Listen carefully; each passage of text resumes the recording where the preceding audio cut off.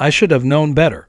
After 15 years in law enforcement and 5 as the county sheriff, I'd seen enough HOA disputes to last a lifetime.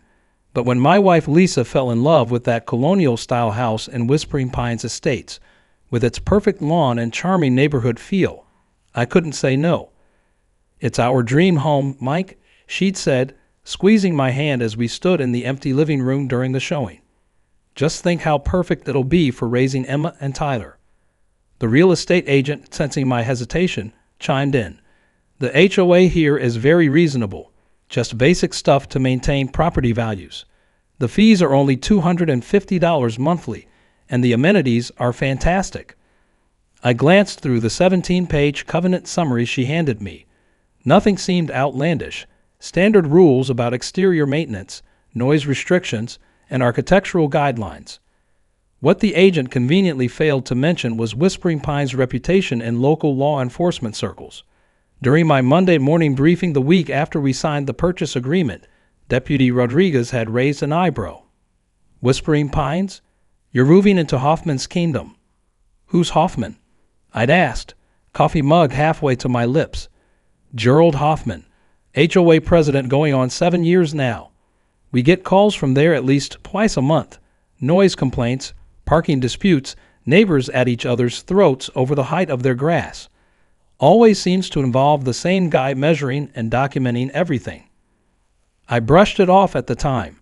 Every neighborhood has its characters, and after dealing with actual criminals, how bad could an overzealous HOA president be? Our first week in the new house was blissful. Emma and Tyler loved the community pool, and Lisa immediately started making friends with other parents in the neighborhood.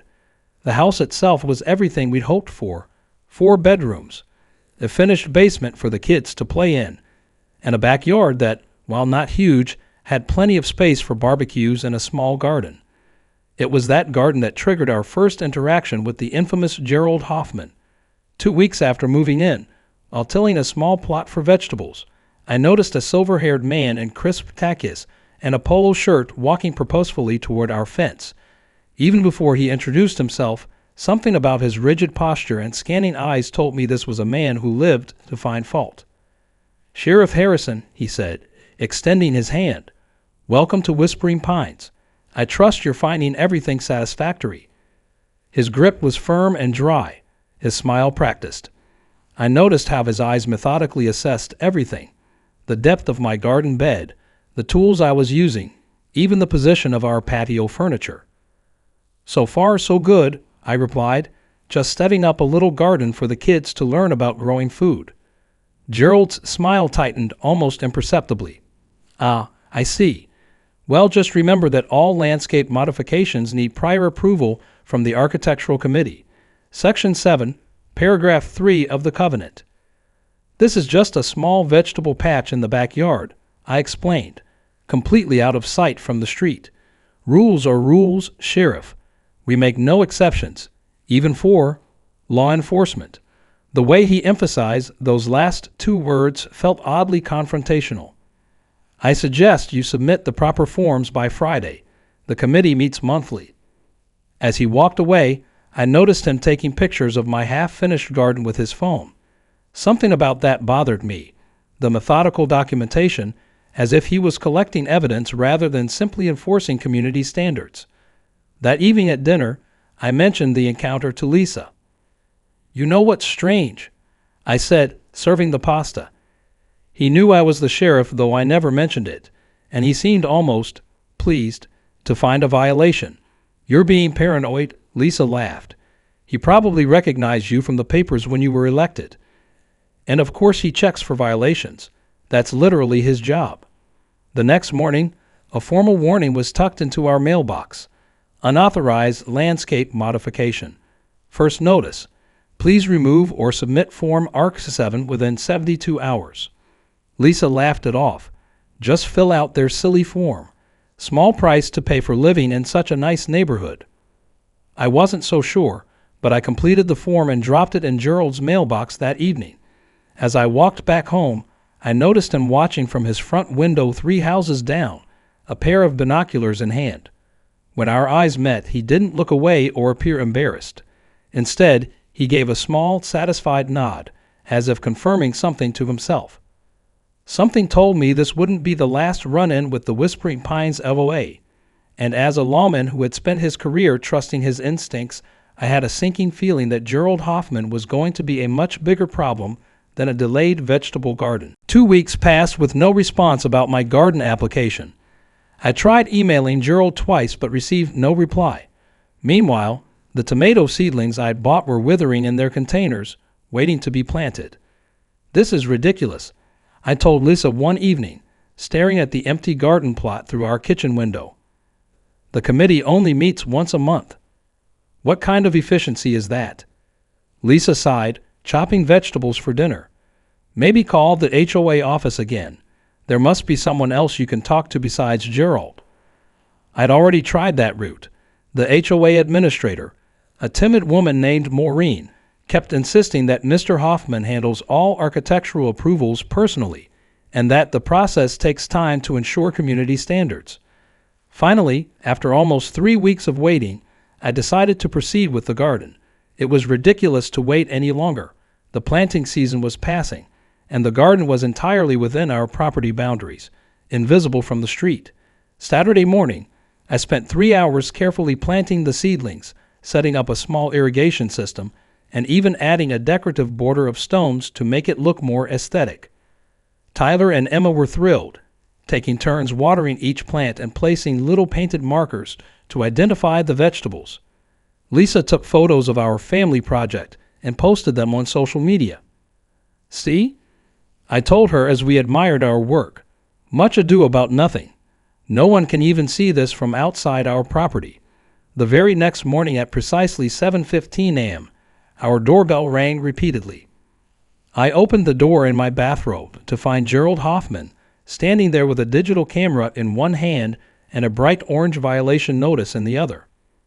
"Good morning, Sheriff," he said with artificial pleasantness. "I'm afraid I need to issue this immediately."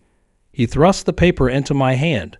"Violation, unauthorized landscape installation. Fine, $250. Removal required within 48 hours. "How did you even know?" I asked, my temper rising. "Have you been spying on my backyard?" Gerald's smile tightened. "Mrs. Phillips next door happened to notice the activity yesterday and, as a responsible community member, reported the potential violation. I merely verified it from the public easement behind your property." I glanced over at Mrs. Phillips' house, where the elderly woman quickly ducked away from her window. So Gerald had recruited informants throughout the neighborhood.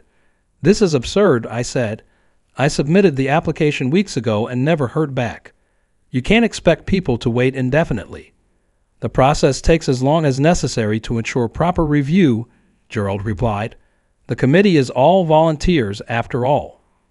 I took a deep breath, reminding myself that I was a public official and needed to maintain my composure. "I'll call the office tomorrow to discuss this." "As you wish," Gerald said with a slight smirk.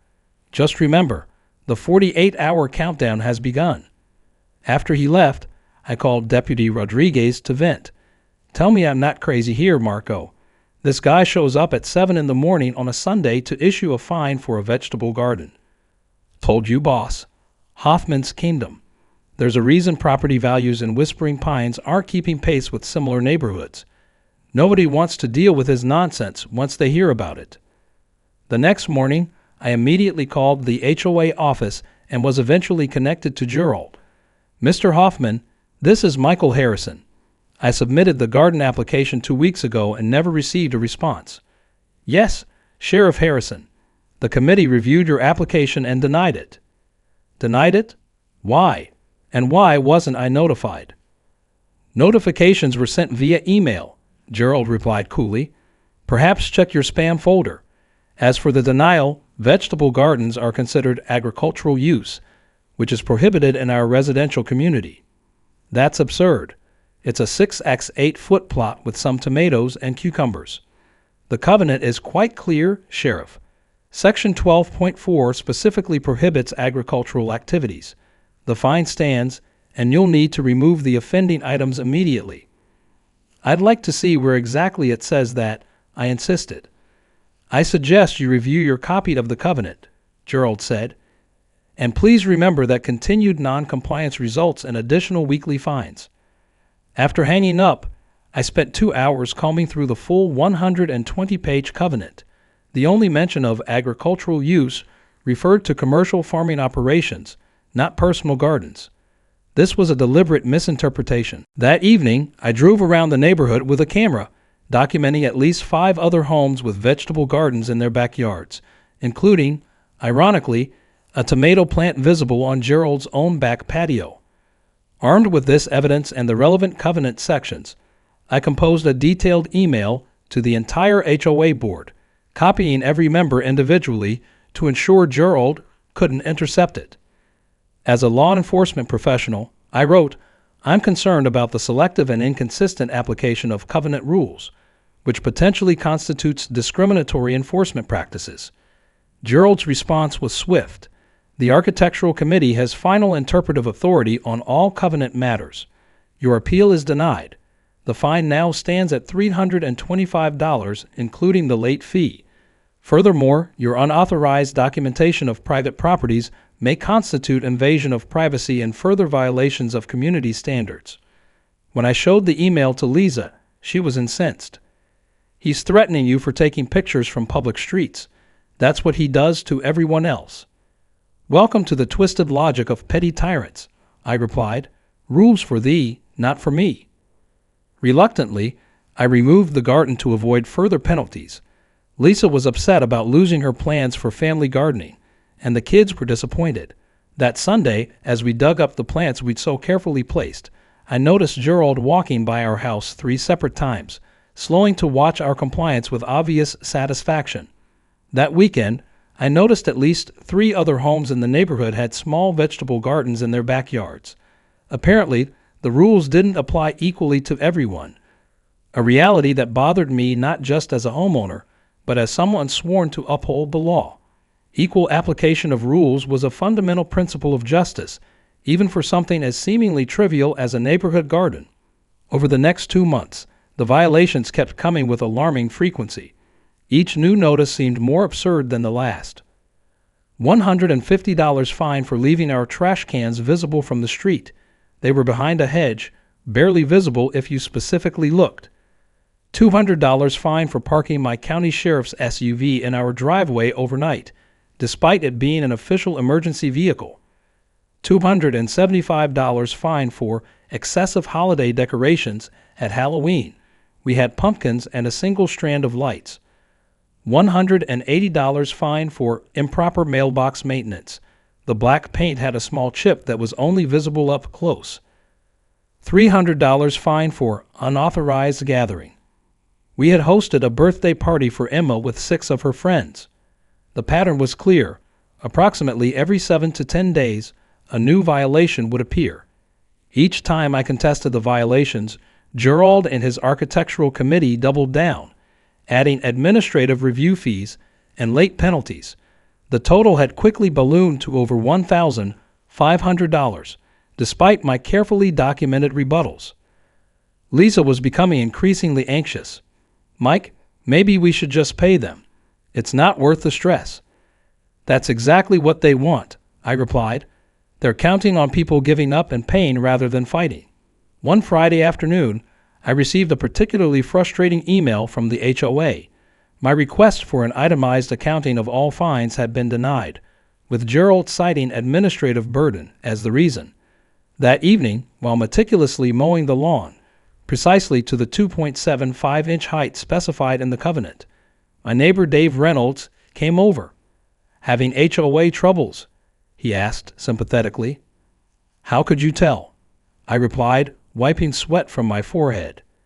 Gerald's standing across the street taking pictures of your house again, Dave said, nodding discreetly toward a figure partially hidden behind a tree.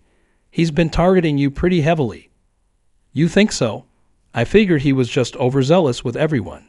Dave leaned in closer, lowering his voice. No, this is unusual even for him. Last year, the Johnsons over on Maple Drive challenged one of his rulings at the annual meeting. Within 3 months, they had racked up over $5,000 in fines and eventually sold their house at a loss to escape. That can't be legal, I said. Maybe not, but who's going to fight it? Most people just pay up or move out. Between the legal fees and the stress, it's usually not worth the battle. Dave paused, glancing around nervously.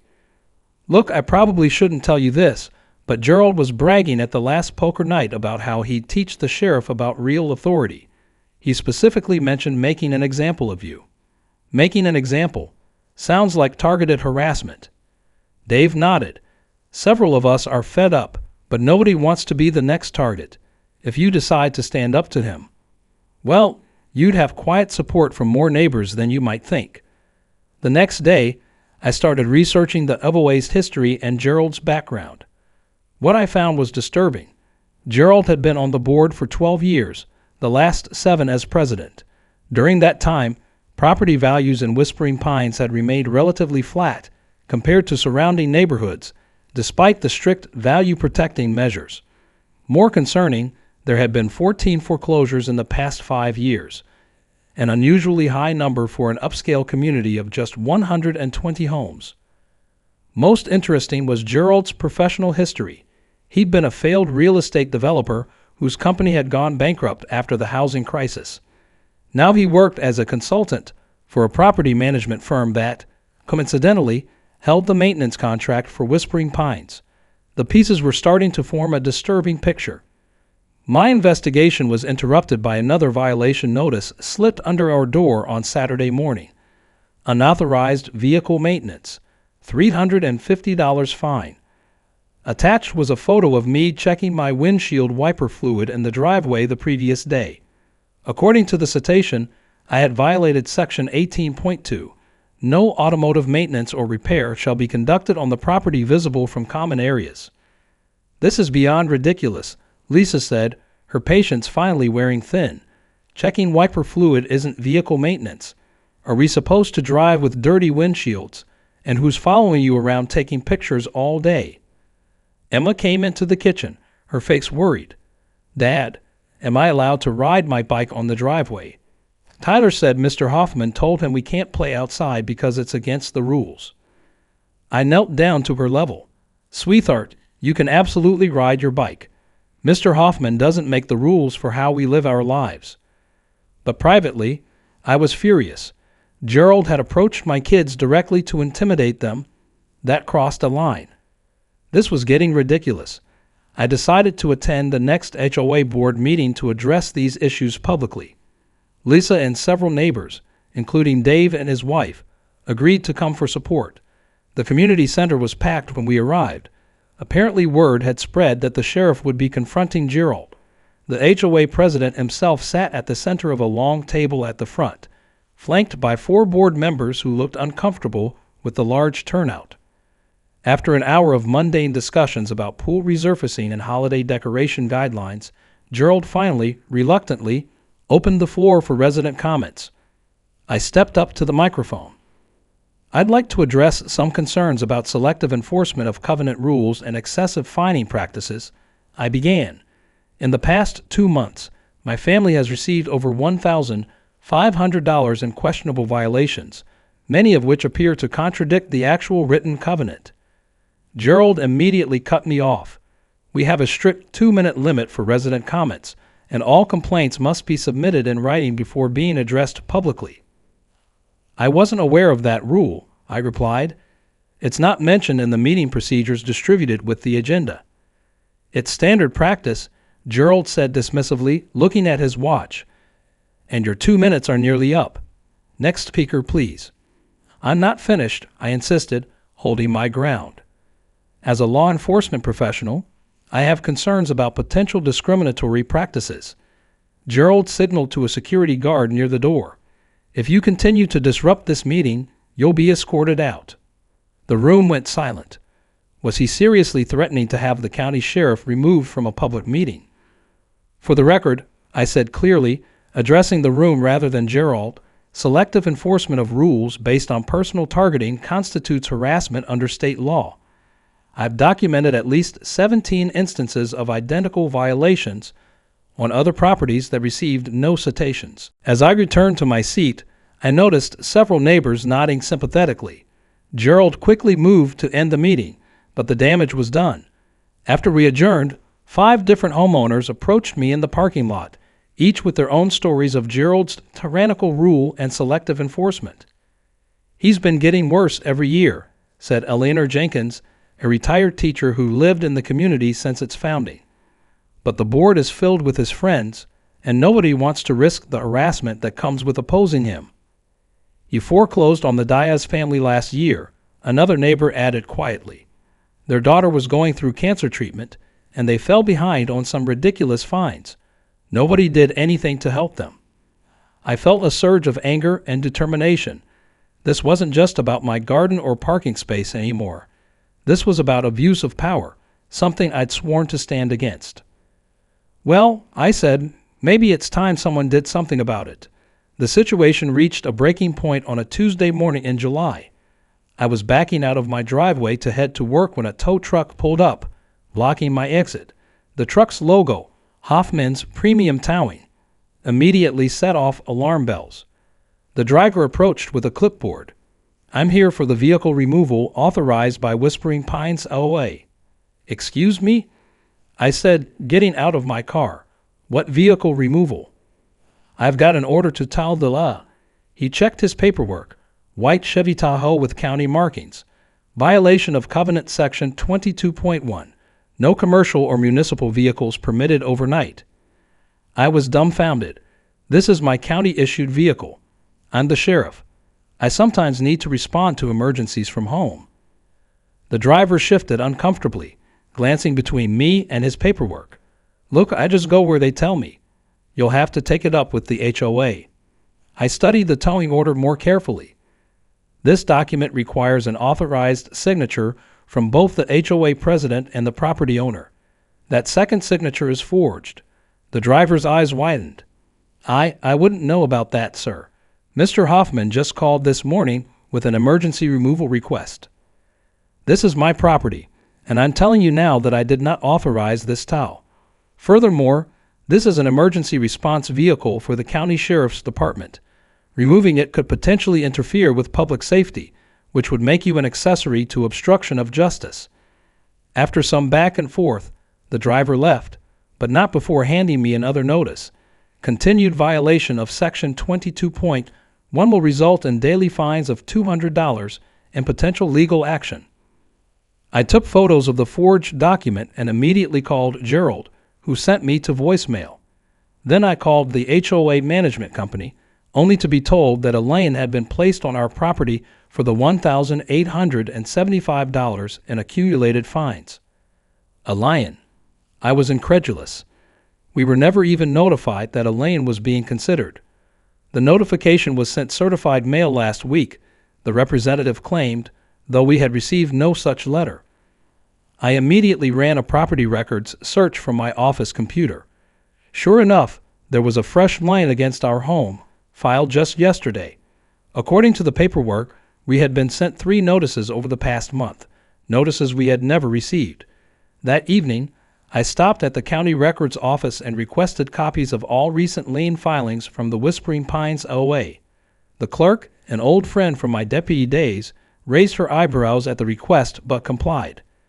"Seems like there's a new batch of these every few months," she commented, handing over a thick folder. Always the same signature authorizing them too. Back in my office, I spread out the documents. Over the past year alone, Whispering Pines HOA had filed liens against 23 properties, nearly 20% of the homes in the community. The pattern was striking. Initial fines for minor violations, rapid escalation with additional fees, and then liens filed roughly 60 to 90 days after the first violation. In at least 8 cases, the liens had progressed to foreclosure proceedings. Even more disturbing was what happened to those foreclosed properties. Using my law enforcement database access, I traced the ownership chains. Each foreclosed home had been purchased at significantly below market value by one of 3 different LLCs. Further investigation revealed all 3 companies traced back to the same registered agent, Gerald's brother-in-law. It was starting to look like a well-orchestrated scheme. Target homeowners with excessive fines, force them into financial distress through liens, then acquire their properties at discount prices through foreclosure. I was so absorbed in my investigation that I almost missed a text from Lisa. Come home now. Emergency. I raced home to find Lisa waiting with an official-looking envelope, her face ashen.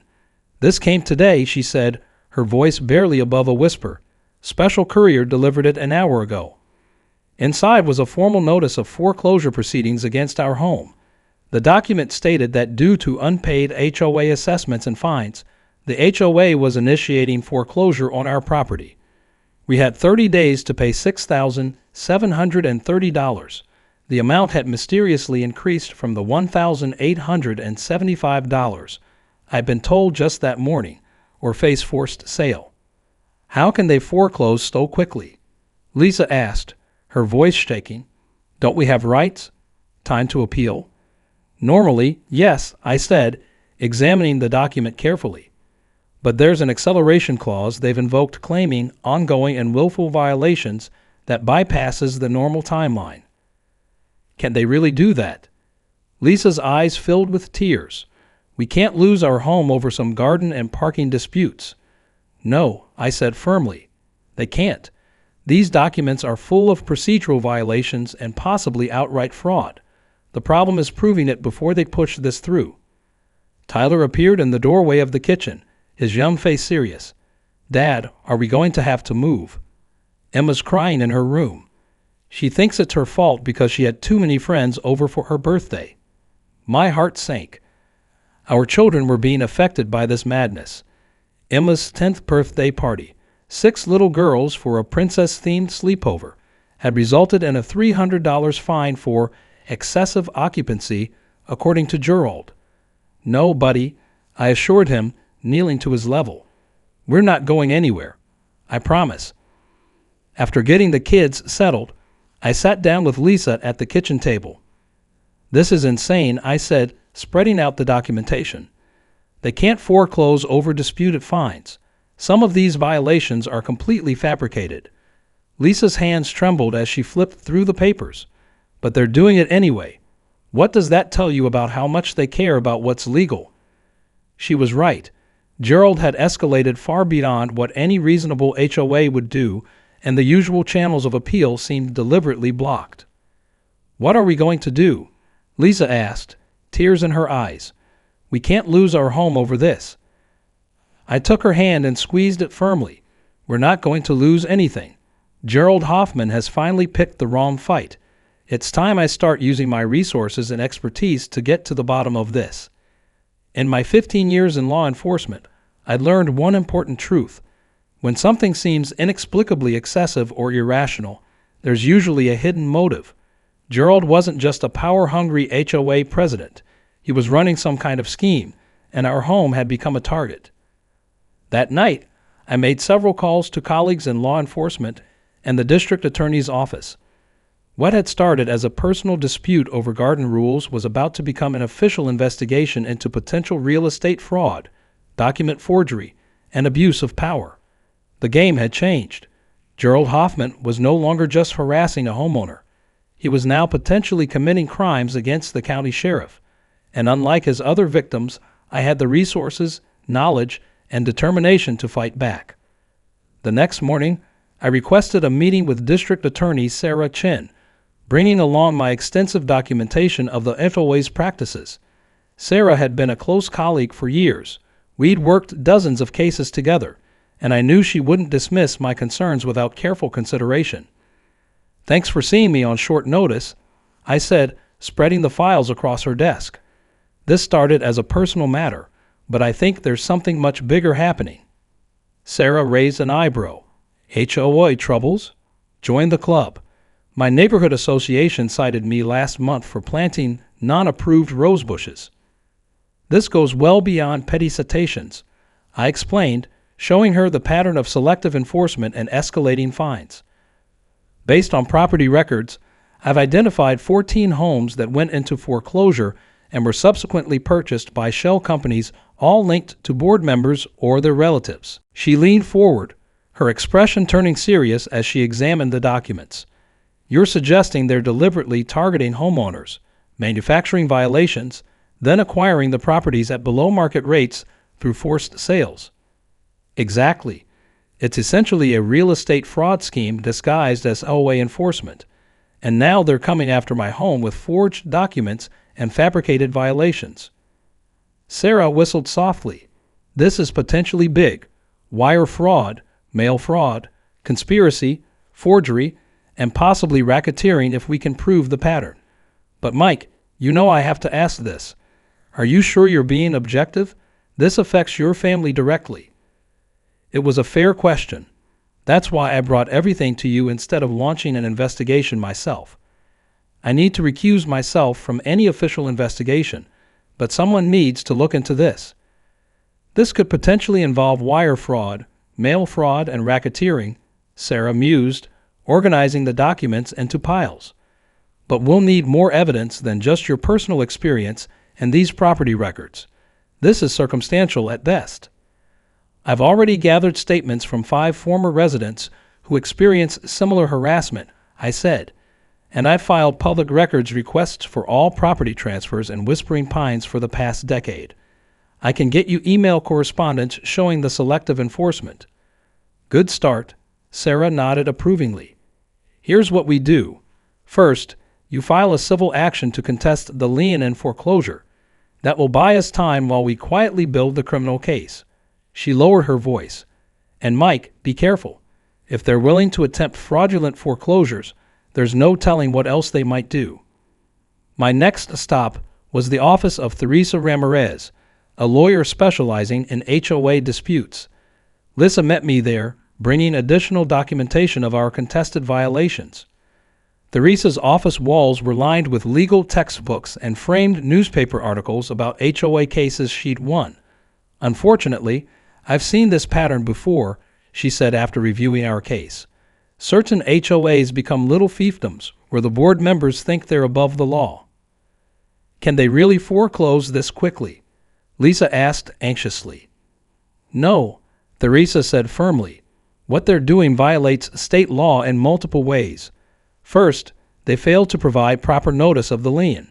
Second, they're attempting to foreclose before the statutorily required waiting period.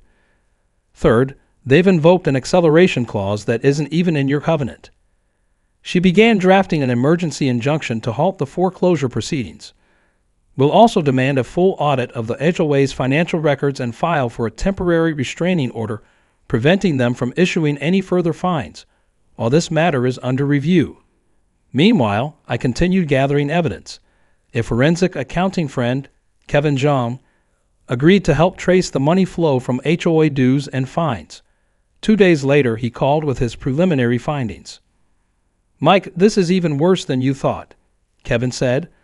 I've traced the financial records back 3 years.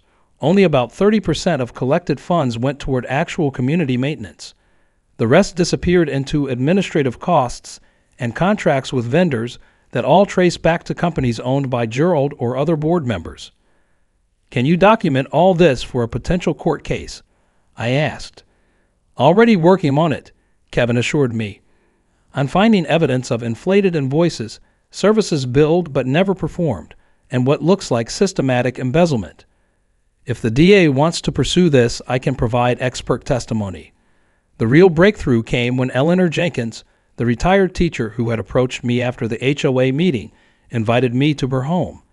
As a former board secretary who had served before Gerald consolidated power, she had kept copies of everything, including minutes from closed board meetings going back 5 years. I always had a feeling these might be needed someday, Eleanor explained, retrieving a meticulously organized file box from her closet. Gerald insisted these records be destroyed after he digitized everything, but I kept my own copies. Call it a teacher's instinct for documentation. The minutes revealed explicit discussions targeting certain homeowners for enhanced enforcement. In one particularly damning meeting from 2 years ago, Gerald had outlined what he called community improvement through turnover. They called it strategic enforcement, Eleanor explained, pointing to highlighted sections. Gerald would identify properties he wanted, usually corner lots or homes with specific features, then direct the enforcement committee to find violations until the owners couldn't pay anymore. This is exactly what we need, I said, carefully photographing each page. Did Gerald know you kept these records? Eleanor's face hardened. No, and he'd better not find out. After my husband died last year, Gerald tried to get me to sell my house to his investor friend at below market value. When I refused, I started getting violation notices too. I'm only able to stay because my mortgage is paid off. Armed with this evidence, I contacted investigative reporter Maya Williams at the county newspaper. After verifying my information, she agreed to run a series exposing the HOA's practices. This is the kind of story that could affect thousands of homeowners across the state, Maya said, her eyes gleaming with the instinct for a major expose. If HOAs are being used as vehicles for fraud, people need to know. I provided Maya with carefully redacted documents that wouldn't compromise the pending investigation but would expose the pattern of abuse. We agreed that my name would be kept out of the story to avoid claims of personal vendetta. The first article appeared on Sunday's front page, TORUBTDIO and INSUBURBIA. How one HOA Porias IDNT BULTAFORECLO your empire.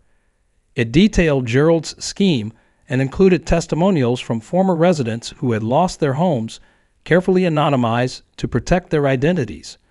By Monday morning, my phone was ringing nonstop with calls from other Whispering Pines residents sharing their own stories of harassment. Several current board members, apparently unaware of the full extent of Gerald's activities, resigned immediately.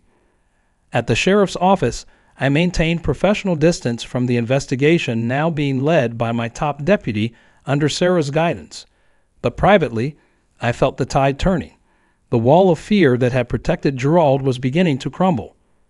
Gerald's response was swift and desperate.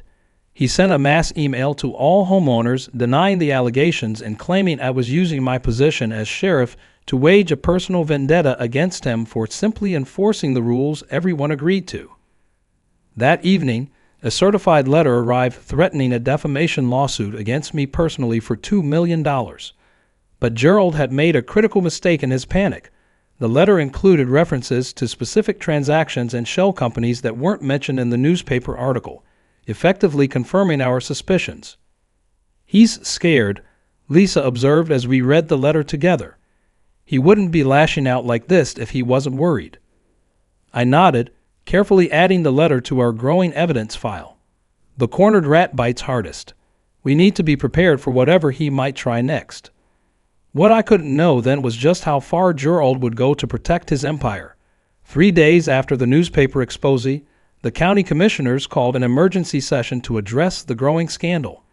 The meeting room was packed with residents from Whispering Pines and other HOA communities across the county, along with a swarm of local media. I sat in the back, watching as Gerald arrived with not one but 3 attorneys in expensive suits. The commissioner's chairwoman, Diane Whitaker, called the meeting to order. We're here to address serious allegations regarding the Whispering Pines Homeowners Association and potential abuses of HOA authority within our county. Gerald and his legal team were given the floor first. His lead attorney, a slick operator named James Bentley, immediately went on the offensive. These allegations are nothing more than a personal vendetta by Sheriff Harrison, Bentley argued, his voice smooth with practiced outrage. The sheriff has abused his position to investigate a personal dispute. This is a civil matter between a homeowner and their HOA, not a criminal issue. Several commissioners nodded, looking sympathetic. My heart sank as I realized Gerald had been cultivating relationships with county officials for years. Commissioner Wilson, who'd golfed with Gerald regularly, spoke up. Perhaps Sheriff Harrison should recuse himself from anything related to this matter, given his obvious conflict of interest. I had anticipated this line of attack. When my turn came to speak, I approached the podium calmly. I completely agree with Commissioner Wilson. I began, surprising everyone. That's precisely why I requested District Attorney Chen handle this investigation independently with no direct involvement from my office. I'm here today as a private citizen and homeowner, not in my capacity as sheriff. I then methodically presented the evidence. The pattern of targeted enforcement, the shell companies purchasing foreclosed homes, the misappropriation of HOA funds, and the falsified meeting minutes authorizing liens and foreclosures without proper notification. This isn't about my personal dispute, I concluded. This is about protecting our community from fraud and exploitation. 14 families have lost their homes to this scheme. How many more will we allow? Eleanor Jenkins spoke next, her voice quavering but determined as she described the strategic enforcement discussions she had documented. Then came Kevin Jung, breaking down the financial irregularities in terms the commissioners couldn't ignore. The mood in the room shifted palpably. Commissioner Wilson, looking troubled, leaned forward. Mr. Hoffman, these financial records show your brother-in-law's company received over $400,000 for landscaping services last year, but the satellite images show minimal landscaping in the community. Can you explain this discrepancy? Gerald's face flushed as he conferred with his attorneys. Those records are being taken out of context, he insisted. The landscaping includes future planned improvements. Future improvements paid for in advance, with no contracts or specifications on file. Commissioner Whitaker asked skeptically. The questioning continued for nearly an hour, with Gerald growing increasingly defensive. Finally, Commissioner Whitaker called for a vote. Given the severity of these allegations and the evidence presented, I move that we request a formal investigation by the State Attorney General's office and that the county temporarily freeze all foreclosure actions initiated by the Whispering Pines HOA pending the outcome of this investigation. The vote was unanimous. Even Commissioner Wilson reluctantly raised his hand in support. As the meeting dispersed, I noticed Gerald huddled with his attorneys, their expressions grim. Our eyes met briefly across the room, and the hatred in his glare was palpable. As news of the investigation spread throughout the community, cracks began appearing in Gerald's facade of control. 2 other board members approached the district attorney's office the very next day, seeking immunity deals in exchange for testimony. One of them, the HOA treasurer, brought financial records showing that Gerald had been embezzling funds for years through inflated invoices from his brother-in-law's landscaping company. He told us everyone did it this way, the treasurer confessed to Sarah Chen. He said all HOAs had arrangements with vendors and that homeowners expected a certain amount of wastage in their fees. Meanwhile, attorney Theresa Ramirez filed motions on behalf of 6 different homeowners contesting foreclosure proceedings. A judge issued a temporary injunction halting all Whispering Pines foreclosures and ordered the HOA to produce complete financial records within 15 days. The community itself was in an uproar. An emergency HOA meeting was called by concerned residents, and for the first time in years, almost every homeowner attended. Gerald found himself facing a neighborhood in revolt. The community center was so packed that people stood along the walls and spilled out into the hallway. Gerald, visibly sweating in his tailored suit, attempted to call the meeting to order, but the room buzzed with angry conversations. I understand there are concerns, Gerald began, his voice less confident than usual, but I assure you, these allegations are grossly mischaracterized. Our HOA has always operated in the best interests of property values and community standards. A chorus of derisive laughter greeted this statement. You fined me $500 because my roses were the wrong shade of red, shouted one elderly resident, Mrs. Patel, who had previously been too intimidated to speak up. You threatened to tow my daughter's car when she was home visiting from college, yelled Mr. Jimenez from the back. The floodgates had opened. One by one, homeowners stood to share their experiences of harassment and selective enforcement. Gerald tried to maintain order, repeatedly banging his gavel and citing procedural rules, but the crowd was beyond his control. The board has not authorized this open forum, Gerald insisted, his face growing redder by the minute. The board works for us, not the other way around, someone shouted, triggering a round of applause. Finally, when Gerald threatened to call security, someone in the back of the room shouted, "The only security we need is already here, our sheriff." All eyes turned to me, standing quietly at the back of the room. I hadn't planned to speak, wanting this to be the community's moment rather than mine, but the crowd parted, creating a path to the front. Gerald's face turned an alarming shade of purple. "This meeting is adjourned," he shouted, gathering his papers. "Actually," I said, stepping forward, "according to your own bylaws, Section 3.4, an emergency meeting called with proper notice can only be adjourned by majority vote of members present." A spontaneous cheer erupted. Someone called for an immediate vote. "All in favor of continuing this meeting, raise your hands." A forest of hands shot up across the room. A quick vote was held. 118 to 2 in favor of continuing the meeting. The two votes supporting adjournment were Gerald and his wife. The homeowners immediately moved to hold a vote of no confidence in the current board. Again, the result was overwhelming. Gerald and the remaining board members were removed from their positions, and an interim board was elected on the spot, with Eleanor Jenkins nominated as acting president. As Gerald stormed toward the exit, I stepped into his path. "Mr. Hoffman, I'd advise you not to leave town. The state investigators will want to speak with you very soon." His eyes narrowed to slits. "You'll regret this, Harrison," he hissed under his breath. "You have no idea who you're dealing with or what I'm capable of. This isn't over, not by a long shot." As he pushed past me, I noticed him making a phone call, speaking urgently to someone in a low voice. At the time, I thought it was probably his attorney. Only later would I realize he was setting in motion a plan for revenge far more dangerous than I could have imagined. That night, Lisa and I celebrated with a small group of neighbors. The mood was jubilant. People who had been living in fear for years finally felt free to speak and connect. Plans were made to review and revise the community covenant, establish fair enforcement procedures, and audit the HOA finances completely. "You did it," Lisa said, squeezing my hand as we walked home under the stars. "You stood up to him and won." "We all did," I corrected her. "One person couldn't have brought him down.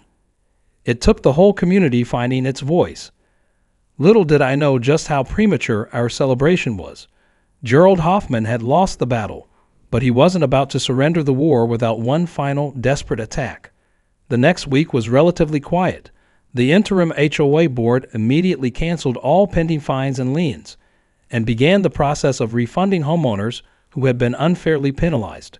The state investigation was proceeding, with forensic accountants poring over years of financial records. Gerald had seemingly disappeared. His house stood empty, blinds drawn, mail accumulating in the box.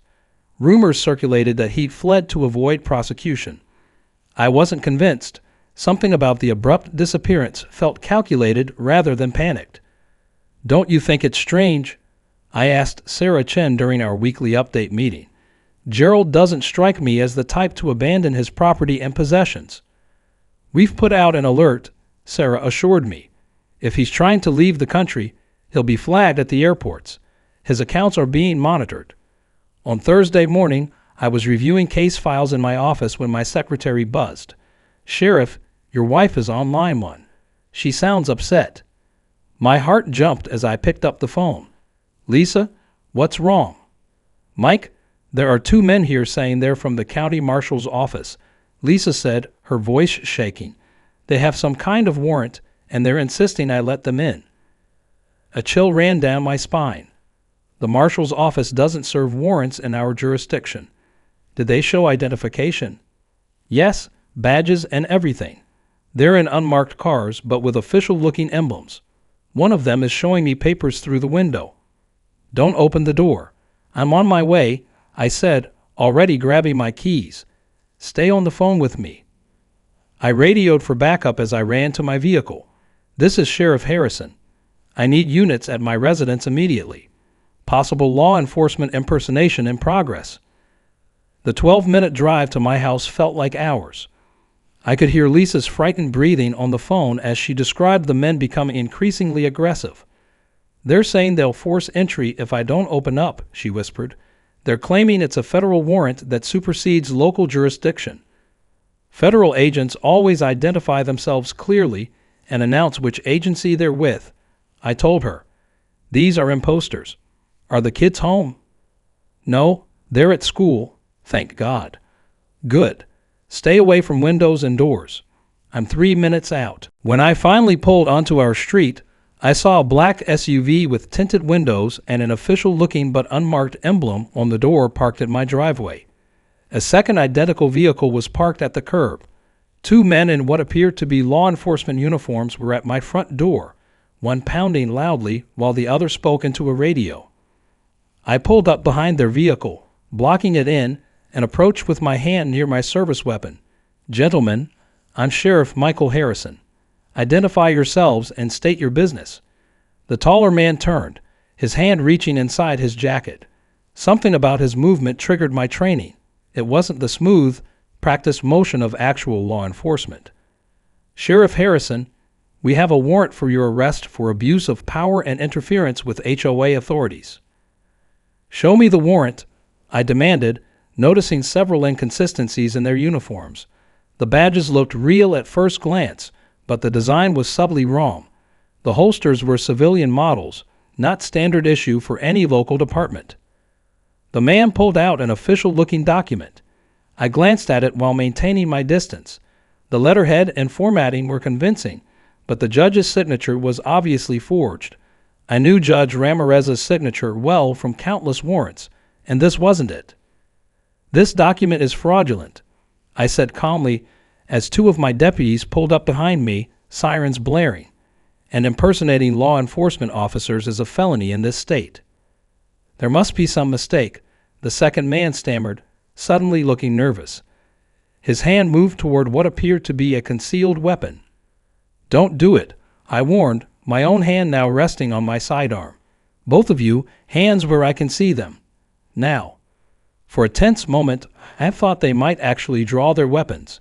Then, seeing themselves outnumbered as more patrol cars arrived, the first man slowly raised his hands. "Both of you, hands against the vehicle," I ordered. "My deputies will take your weapons and identification." As my deputies secured the suspects, I noticed a familiar car slowly driving past my house, a silver Mercedes with a vanity plate reading PREZ HOA, Gerald Hoffman, watching from behind the wheel. Our eyes locked for a split second before he accelerated away.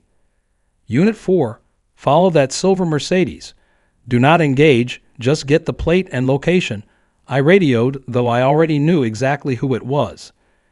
Inside the suspects' vehicles, we found zip ties, duct tape, and a hand-drawn map with directions to a remote cabin in the mountains. These weren't just fake officers serving a phony warrant. This had all the markings of a kidnapping attempt.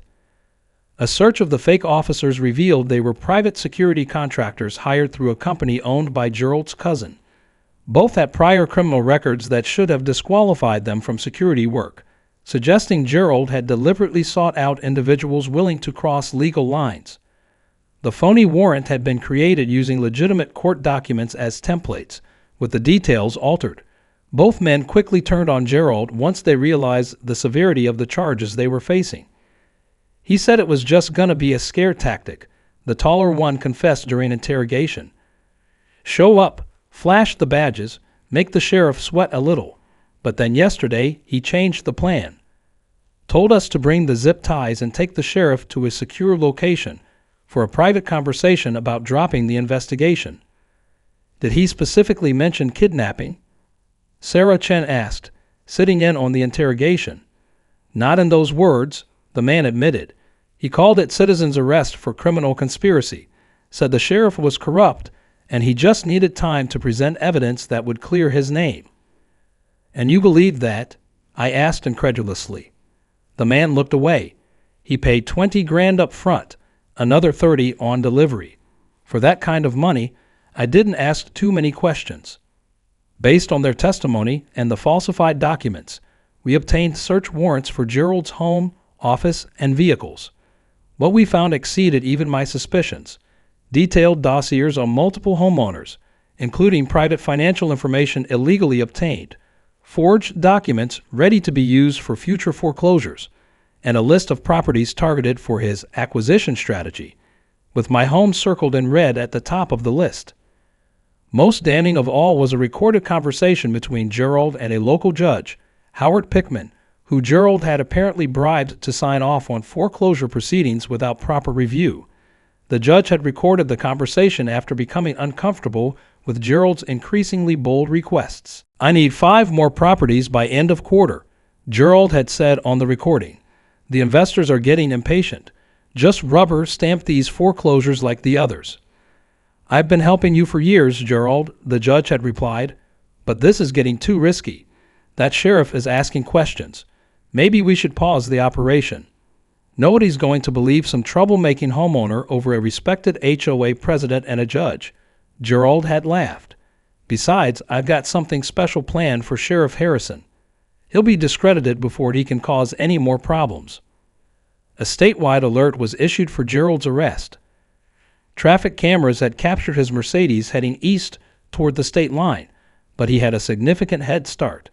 That evening, as Lisa and the kids stayed with her parents for safety, I received a call from a gas station attendant near the state border.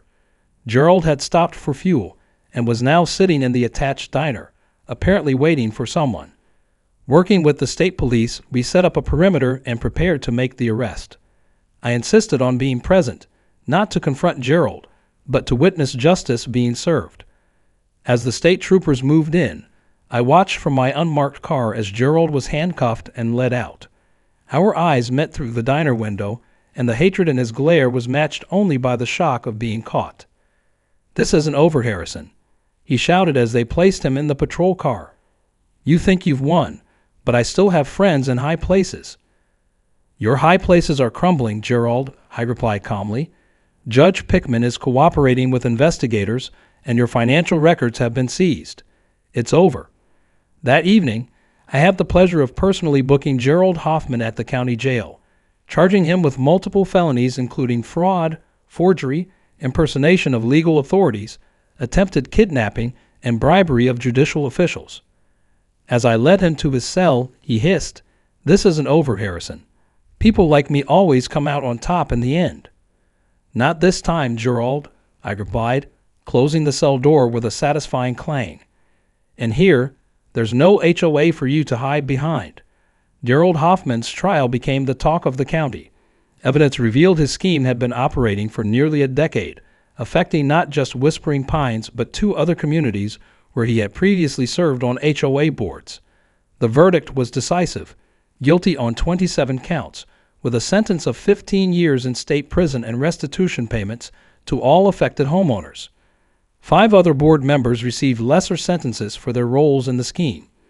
The state legislature used our case to pass new HOA oversight laws, creating a regulatory body to review complaints and audit HOA finances.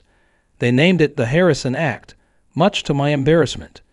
In Whispering Pines, the transformation was remarkable. The new HOA board, now democratically elected with term limits, revised the covenant to focus on reasonable maintenance standards rather than nitpicky enforcement.